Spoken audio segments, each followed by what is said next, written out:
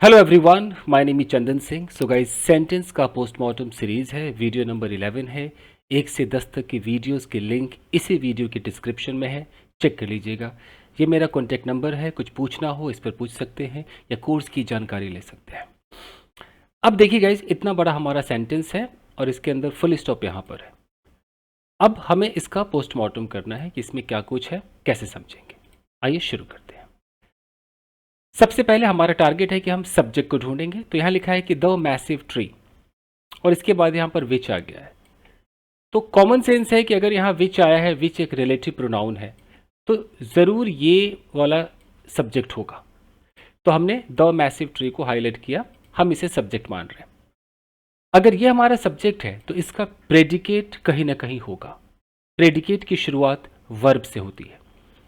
हमने पढ़ा which provides, यहाँ भी वर्ब दिखाई दे रहा है, बट हम ये प्रेडिकेट नहीं मानेंगे क्योंकि यहाँ रिलेटिव प्रोनाउन लगा हुआ है।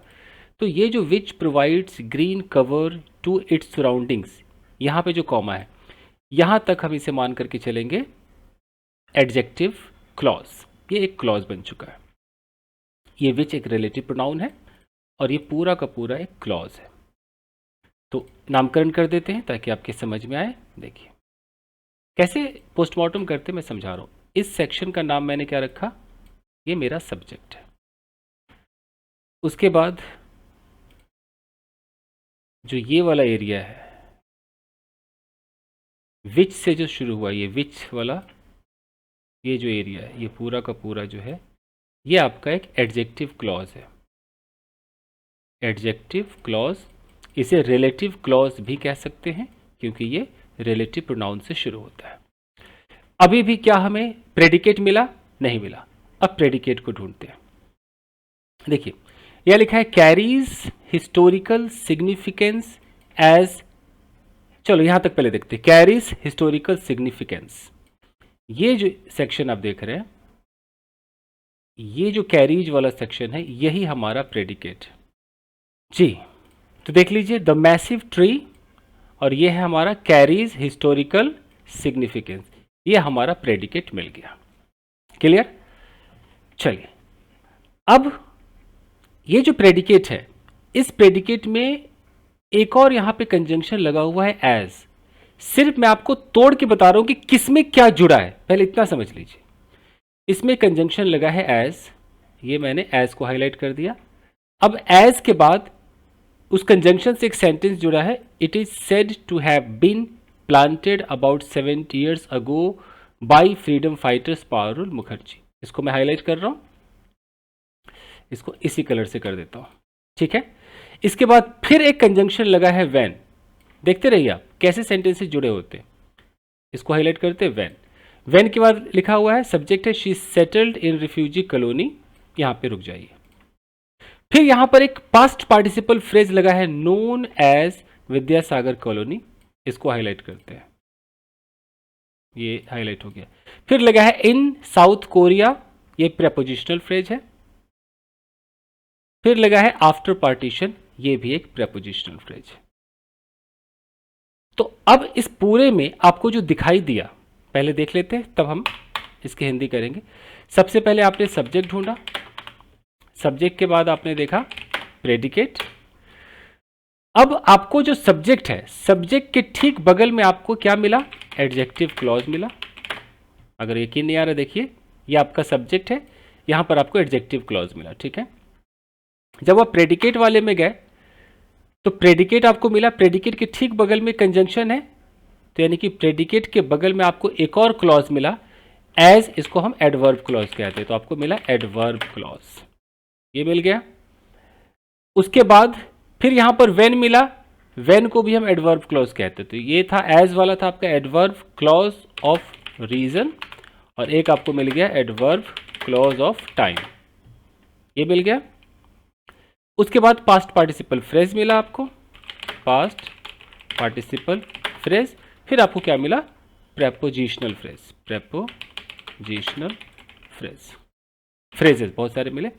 तो देखिए ये टोटल आपका सीन है। सब्जेक्ट प्रेडिकेट तो होता ही है, आपको जो है एडजेक्टिव क्लॉज ये पढ़ना पड़ेगा, एडवर्ब ऑफ क्लॉज, आपको क्लॉजेस आने चाहिए, एडवर्ब क्लॉज ऑफ जो टाइम वगैरह है, रीजन वगैरह है, पास्ट पार्टिसिपल आपको पता होना चाहिए और प्रीपोजिशनल फ्रेज आपको पता होना चाहिए। क्लियर? अब आराम से समझते हैं। तो चलिए सबसे पहले हम बात करते हैं, ये जो हमारा सब्जेक्ट है द मैसिव ट्री। अगर बहुत गौर से देखें दोस्तों, ये ट्री क्या है? ये हमारा मेन नाउन है। ये मैसिव क्या है? ये इसका एडजेक्टिव है जो ट्री को मॉडिफाई कर रहा है। कैसा ट्री? बड़ा ट्री, मैसिव ट्री। ये द करके हम इस पूरे ट्री को हाईलाइट कर रहे हैं कि कोई खास ट्री है, हम उसके बारे में बात कर रहे हैं, तो द लगा रहे हैं। तो द मैसिव ट्री मतलब बहुत बड़ा पेड़। अब ठीक यहां पर कॉमा लग करके विच लगा है। विच हमारा एक रिलेटिव प्रोनाउन है और ये एक एक्स्ट्रा इंफॉर्मेशन दे रहा है। अब किसके बारे में दे रहा है? तो अपने एंटीसीडेंट के बारे में, यानी कि विच से पहले जो नाउन आएगा वो एंटीसीडेंट है, इसके बारे में बता रहा है। तो ट्री के बारे में बता रहा है कि जो बहुत बड़ा ट्री, विच मतलब जो, प्रोवाइड करता है, मुहैया करता है, देता है क्या? ग्रीन कवर यानी कि एकदम हरी छतरी दे देता है टू इट्स सराउंडिंग्स, यानी कि अपने चारों तरफ, अपने सराउंडिंग्स में, अपने वातावरण में, अपने एरिया में ये जो मैसिव ट्री है ये बहुत ज्यादा ग्रीन कवर मतलब एकदम हरी छतरी देता है, एकदम हरियाली देता है। अपने एकदम क्या ही इसके अंदर समाइए, छाया लीजिए। यहां क्लियर हो गया? अब तो वो जो ट्री है जो ग्रीन छतरी देता है, कैरीज। अब ये जो ट्री है इसके लिए ये वर्ब आया है, ये इसका प्रेडिकेट है कि वो जो ट्री है कैरीज मतलब पजेसेस, उसके पास है, वो कैरी कर रहा है, तब से लेकर अब तक वो अपने अंदर ढो रहा है। Carries what? हिस्टोरिकल सिग्निफिकेंस, ऐतिहासिक महत्वता। क्या बोलते हैं सिग्निफिकेंस को? कि मतलब उसका एक बहुत बड़ा इंपॉर्टेंस है, हिस्टोरिकल इंपॉर्टेंस है उस पेड़ के पास। ये जो बड़ा सा पेड़ है ना, ये कैरी करता है क्या? हिस्टोरिकल सिग्निफिकेंस, ऐतिहासिक इंपॉर्टेंस, यानी कि बहुत इंपॉर्टेंट ट्री है ये। कौन सा tree? Which provides green cover to its surrounding. वही ट्री जो अपने आसपास के एरिया को ग्रीन कवर देता है। ये ट्री एक हिस्टोरिकल सिग्निफिकेंस को कैरी करता है। क्लियर? सिग्निफिकेंस मतलब इंपॉर्टेंस, हिस्टोरिकल मतलब ऐतिहासिक, बहुत पुराने समय से कुछ इसका इंपॉर्टेंस होगा। यहां तक एकदम समझ में आ गया? अब यहां पर अचानक लिखा है एज। अब एज के बाद जब ये सब्जेक्ट आ जाए कि as it is said to have been planted, मैं एक पॉइंट यहां पर लिखना भूल गया। ये जो टू हैव बीन प्लांटेड आप देख रहे हो ना, ये इन्फिनेटिव का पैसिव है। तो यहां पर एक और चीज आपको सीखने को मिला, इसको बोलते हैं परफेक्ट इन्फिनेटिव, और उसको हमने पैसिव के रूप में देखा। तो परफेक्ट इन्फिनेटिव भी आपको मिला। तो एज मतलब क्योंकि, हम इसको क्योंकि मानेंगे, क्योंकि it is said to have been planted, ऐसा कहा जाता है। इट इज सेड, ऐसा कहा जाता है, to have been planted about 70 years ago, कि इस पेड़ को 70 साल पहले प्लांट किया गया था बाय फ्रीडम फाइटर, एक फ्रीडम फाइटर के द्वारा जिनका नाम है पारुल मुखर्जी। अब इस टू हैव बीन के स्ट्रक्चर को हम समझेंगे, आइए इसको समझते हैं। देखिए, ये जो परफेक्ट पार्टिसिपल होते हैं, इसमें क्या होता है कि मैं बोलूं कि it is said, he is said, she is said, you are said. अगर मैं ये बातें कह रहा हूं, इन सब के बाद मैं यहां पे लगा दूं टू, क्योंकि इन्फिनेटिव टू से शुरू होगा, टू उसका मार्कर है। यहां पर लगा दूं हैव। अब इस हैव के बगल में अगर मैं V3 लिख दूं, तो ये एक परफेक्ट पार्टिसिपल कहलाएगा। मतलब क्या होगा? परफेक्ट का मतलब क्या होता है? कंप्लीटेड, कि आपने किसी काम को कंप्लीट कर लिया। तो अब मैं अगर सेंटेंस ऐसे लिखता हूं कि she is said to have, let's say dumped two boys. तो बहुत गौर से देखो, शी इज सेड और यहां पर आ गया to have dumped two boys. ये to have dumped two boys आपका क्या है? परफेक्ट पार्टिसिपल है, तो इसका मतलब है कि ऐसा कहा जाता है कि उसने दो लड़कों को छोड़ दिया है, डंप कर दिया है। हट निकल यहां से, ऐसे। तो ये कैसे बना? ये ऐसे बना।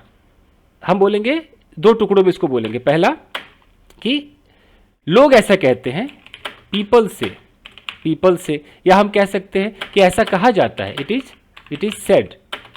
एक ये टुकड़ा है। दूसरा है to have dumped two boys, मतलब she has dumped two boys. इन दोनों को जब हमने मिला दिया, बहुत गौर से सुनिए, इन दोनों सेंटेंसेस को जब हमने मिला दिया तो मिलाकर हमने एक सेंटेंस बनाया, इसको परफेक्ट इन्फिनेटिव कहते हैं। दो टुकड़ों को छोटा करने के लिए हम इन्फिनेटिव का सहारा लेते हैं। और देखिए, और समझिए बात को। अगर मैं ऐसा बोलूं कि माई friend is said to have let's say bought a car। अब ये एक सेंटेंस है, एक फुल स्टॉप, एक सेंटेंस। अब ये बना किससे? दो टुकड़ों से बना। इट इज सेड, ऐसा कहा जाता है या लोग ऐसा कहते हैं, पीपल से, ये पहला सेंटेंस। दूसरा है माई फ्रेंड, यानी कि मैं उसको माई फ्रेंड को ही कह सकता हूं, नहीं तो माई फ्रेंड बोल देता हूं कि my friend has bought a car. लोग ऐसा कहते हैं कि मेरे दोस्त ने कार खरीदा है। इन दोनों को जब मिला देंगे, जैसे इन दोनों को मिला दिया तो मिलाते ही क्या हो गया? My friend is said to have bought a new car. ये तरीका होता है। तो अब तक ये जो आप देख रहे हो ये एक्टिव है। अब हम इसका करेंगे पैसिव वॉइस। पैसिव में क्या होगा? ये जो टू हैव है इसके बगल में बीन आ जाएगा और बीन के बगल में V3 आ जाएगा, एकदम ये हो जाएगा। अब एक सेंटेंस में लिखता हूं, बताइएगा कि क्या समझ में आता है। अगर मैं कहता हूं कि she is said to have been scalded, तो इसका मतलब है कि इट इज सेड या लोग ऐसा कहते हैं, पीपल से। और दूसरा प्रेजेंट परफेक्ट का passive, she has been scolded.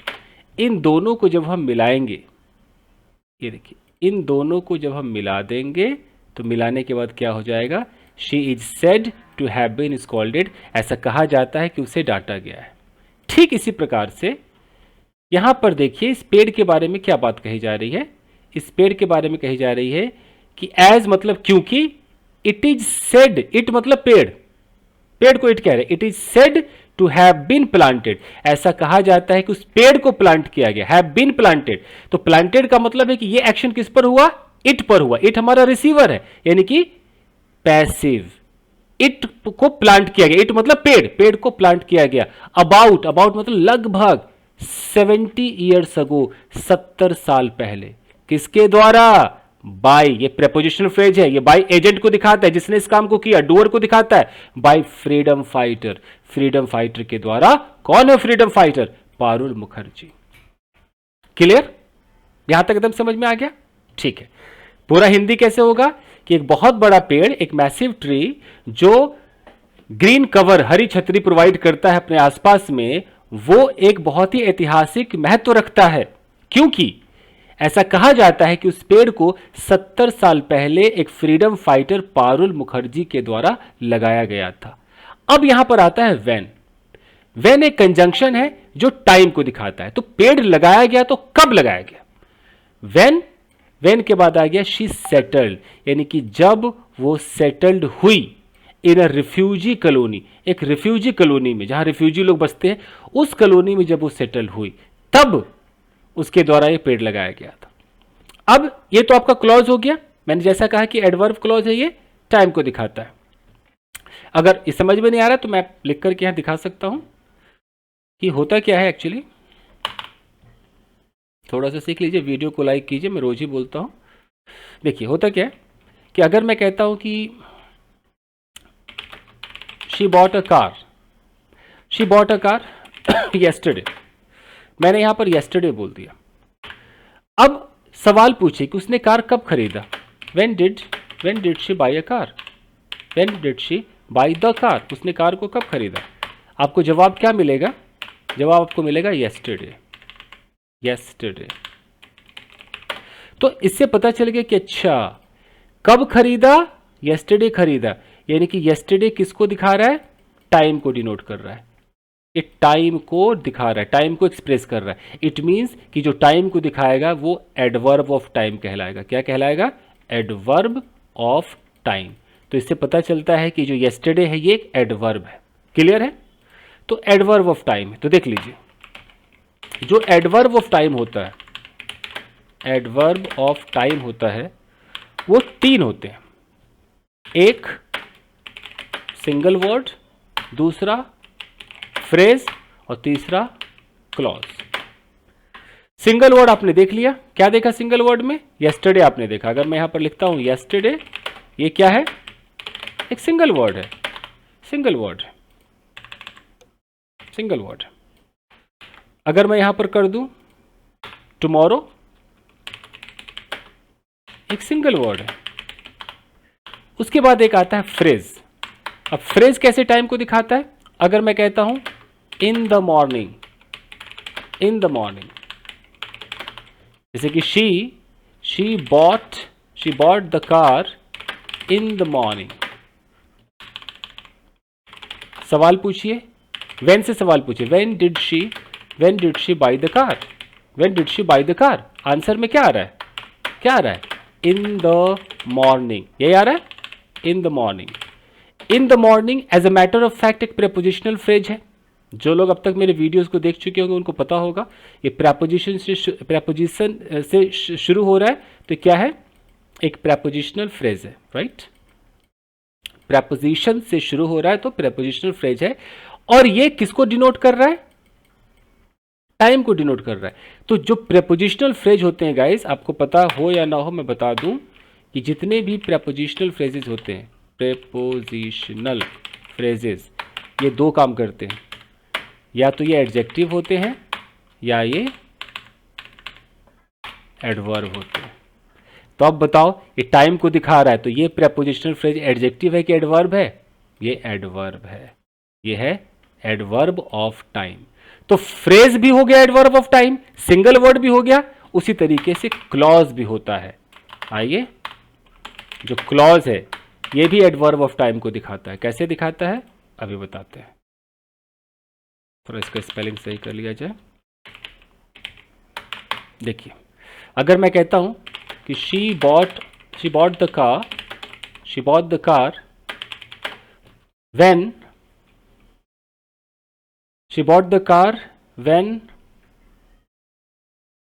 when everyone was against her। अब मैं अगर बोलूं कि when did she buy the car, जवाब में क्या आ रहा है कि उसने तब खरीदा जब सारे लोग उसके खिलाफ थे। तो आंसर में क्या आएगा? when everyone against her। she bought the car when everyone was against her। ये जो आप देख रहे हो ये क्या है? ये आपका है क्लॉज। इसे बोलते हैं क्लॉज, क्योंकि यहां पर ये आपका एक कंजंक्शन है, ये सब्जेक्ट है और ये आपका एक छोटा सा लिंकिंग वर्ब है। ये पूरा का पूरा जो क्लॉज है, कौन सा क्लॉज है? इसे बोलते हैं एडवर्ब क्लॉज ऑफ टाइम। ये टाइम को दिखाता है, adverb clause of time, time को दिखाता है। Getting my point? इस तरीके से बना है ये। पोस्टमार्टम में कुछ ज़्यादा अंदर में घुस गया, बट आइए। तो इससे ये पता चल गया कि अच्छा ये जो व्हेन है ये एक एडवर्ब क्लॉज ऑफ टाइम है कि भाई जब वो सेटल हुई थी ना रिफ्यूजी कॉलोनी में, तब जाकर के उसने वो पौधा लगाया था। अब यहां लिखा हुआ है नाउ, कि अब ये जो रिफ्यूजी कॉलोनी है नोन एज विद्यासागर कॉलोनी। ये जो आप V3 देख रहे हो ना, अचानक नोन एज, ये पास्ट पार्टिसिपल फ्रेज है जो एडजेक्टिव का काम करता है। कैसे? मैं दिखाता हूं। देखिए, इसको भी समझिए,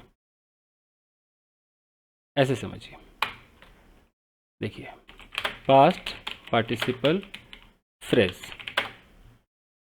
आपको पता है कि जो पास्ट पार्टिसिपल फ्रेज होते हैं वो V3 से शुरू होते हैं। V3 होगा, उसके बाद यहां पर कुछ अलग वर्ड्स होंगे। जैसे अगर मैं कहता हूं कि लेट्स से द बुक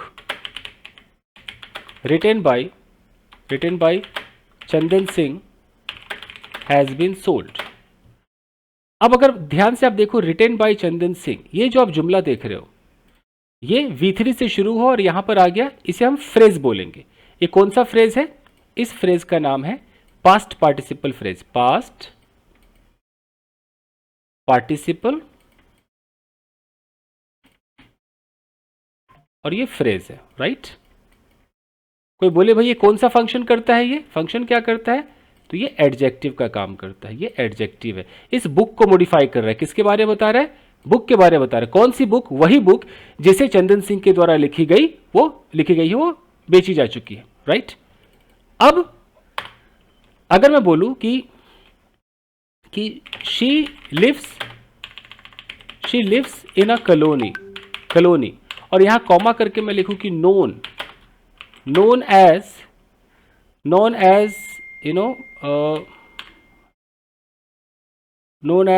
जन्नत, तो इसका मतलब कि मैं उस कॉलोनी के बारे में क्या करूं कि she lives in a colony, वो कॉलोनी में रहती है। कौन सी कॉलोनी? नोन, जिसे जाना जाता है किस रूप में? जन्नत के रूप में। यहां पर एज से दिखा रहा है उसके रूप में, और ये नोन आपका पास्ट पार्टिसिपल है, तो पूरा का पूरा फ्रेज बना रहा है। इसी को बोलते हैं पास्ट पार्टिसिपल फ्रेज। अब ये जो पास्ट पार्टिसिपल फ्रेज है, आप चाहे तो इसे क्लॉज बना करके चेक कर सकते हैं। इनकी पास्ट पार्टिसिपल फ्रेज को क्लॉज बना सकते हैं। कैसे बनाएंगे? आप इसे बोल सकते हैं कि she lives in a colony, यहां पर विच लगा दिए, विच इज नोन एज जन्नत। तो ये जो विच इज नोन एज जन्नत है, ये आपका एक क्लॉज हुआ कि नहीं हुआ? दिमाग लगाइए, क्लॉज हुआ कि नहीं हुआ? तो पास्ट पार्टिसिपल फ्रेज को आप क्लॉज भी बना सकते हैं। यहां पर ये क्लॉज हुआ, इसका नाम क्या होगा? Adjective clause. ये एक्स्ट्रा इंफॉर्मेशन दे रहा है कॉलोनी के बारे में। Getting my point? तो यहां ये वापस आइए, ये देखिए, हाँ यहां पर देखिए, तो यहां जो लिखा हुआ है कि नोन एज विद्यासागर कॉलोनी, यानी कि वो कॉलोनी विच इज नोन, जिसे जाना जाता है किस रूप में? विद्यासागर कॉलोनी के रूप में। फिर यहां पर प्रेपोजिशनल फ्रेज है इन साउथ कोलकाता। कहां है वो कॉलोनी? साउथ कोलकाता में। और ये सब कब हुआ? आफ्टर पार्टीशन के बाद वो सेटल हुई और ऐसे ऐसे हुआ। क्लियर?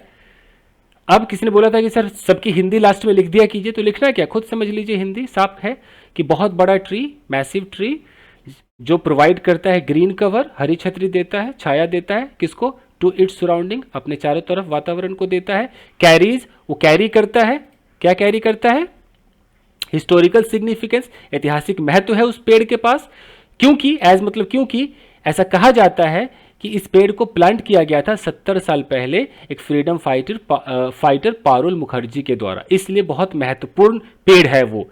When she settled, जब वो सेटल हुई थी इन रिफ्यूजी कॉलोनी, एक रिफ्यूजी कॉलोनी में सेटल हुई थी, तभी उसने इस पेड़ को लगा दिया था, इसलिए महत्व है उसका, इसलिए इट कैरीज हिस्टोरिकल सिग्निफिकेंस। वो refugee colony known as Vidyasagar colony, जिसे विद्यासागर कॉलोनी के रूप में जाना जाता है, वो कहां पर है? साउथ कोलकाता में है। और ये सब कब हुआ? आफ्टर पार्टीशन के बाद जब बंटवारा हो गया तब। राइट? यही था आपका गाइस। तो बहुत सारी चीजें होती हैं, ठीक है। तो thank you very much. Video को लाइक कीजिएगा, ऐसे ही लाता रहूंगा आपके लिए। इस सीरीज को अच्छा कीजिए। अभी लोग 1500-2000 लोग देखते हैं इस वीडियो को, यानी कि अभी भी वहां तक नहीं पहुंच रहा है जहां इसको पहुंचना चाहिए। बहुत कम लोग देख रहे हैं, क्योंकि इस तरह हो सकता है उन्हें अच्छा ना लगता हो, लेकिन कभी ना कभी जब आप अखबार पढ़ेंगे और जब वो समझ में आएगा तो फिर आप मुझे याद करोगे, अरे यार बंदा सही बता रहा था। क्योंकि छोटा मोटा sorry, excuse me, thank you कोई भी बोल लेता है। मेन अगर अंग्रेजी है, इस तरह की अंग्रेजी है, आपको हिला के रख देगा, डरा देगा आपको। यह है अंग्रेजी। खैर, फॉलो कीजिए। Thank you very much everybody. Thank you.